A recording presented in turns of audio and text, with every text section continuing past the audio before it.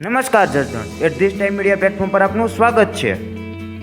આપણા શહેર જસદણમાં એક નહીં બે નહીં પણ છ દુકાન વેચવાની છે। અરે હા ભાઈ હા, એ પણ સારા એવા લોકેશન પર, એટલે કે જસદણ બાયપાસ ચોકડી પાસે। જી હા, આ લોકેશન જસદણ વિછયા બાયપાસ ગેટ પાસેથી માત્ર 1 મિનિટના અંતરે આવેલું છે। તમામ ધંધાને અનુકૂળ આ દુકાનો છે।